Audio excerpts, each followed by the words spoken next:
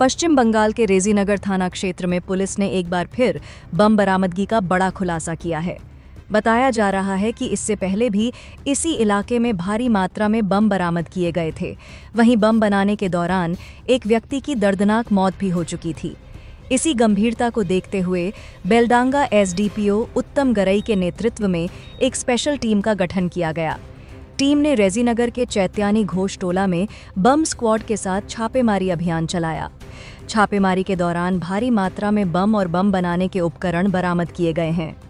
SDPO उत्तम गरई ने कहा, इस गिरोह से जुड़े हर व्यक्ति को पुलिस एक-एक कर जेल भेजेगी।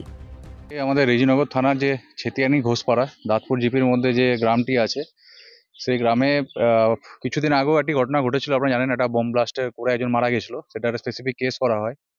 তো আমরা আবারও কিছু ইনফরমেশনের উপর বেস করে আজকে এখানে রেড কন্ডাক্ট করা হয়েছে এবং সেই রেডে আমরা দুটো জায়গা থেকে লাইভ সকেট বোম আমরা বাজেয়াপ্ত করেছি।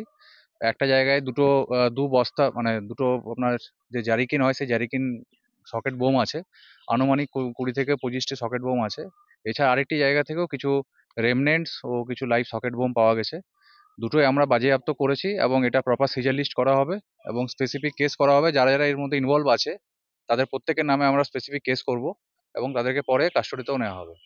এনবিএফ থাকবে। আমাদের এসপি স্যার ইনস্ট্রাকশন মতো আমরা একটা মানে প্রজেক্টের মতো আমরা নিয়েছি, যেখানে হচ্ছে আমরা জেলার বিভিন্ন প্রান্ত থেকে যত বম বা এক্সপ্লোসিভ সাবস্টেন্স যেগুলো আছে সেগুলো রিকভারি করা হচ্ছে। আপনারা নিশ্চয়ই দেখে থাকবেন, বিভিন্ন জায়গায় আমরা পোস্টারিং করছি, সেখানে একটা স্পেশাল নাম্বার দেওয়া আছে।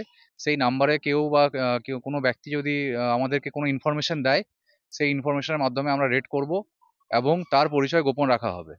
এবং এটা পুরো জেলা জুড়েই হচ্ছে, বিভিন্ন জায়গাতে বম রিকভারি হচ্ছে। এর আগেও ছেতিয়ানিতে 91টি বম রিকভারি হয়েছিল, আজকেও প্রায় দু জারাকিন বম রিকভারি হয়েছে। ভবিষ্যতেও যারা যারা এর মধ্যে ইনভলভ আছে, আমি একটাই কথা আপনার চ্যানেলের মধ্যে বলতে চাই, বম গুলির দিন শেষ হয়ে গেছে। যাদের কাছে বম গুলি আছে তারা কেউ রেহাই পাবে না। প্রত্যেককে আমরা কেসে অ্যারেস্ট করবো এবং তাদের এগেনস্টে আইনত যা যা ব্যবস্থা নেওয়া সেগুলো নেওয়া হবে।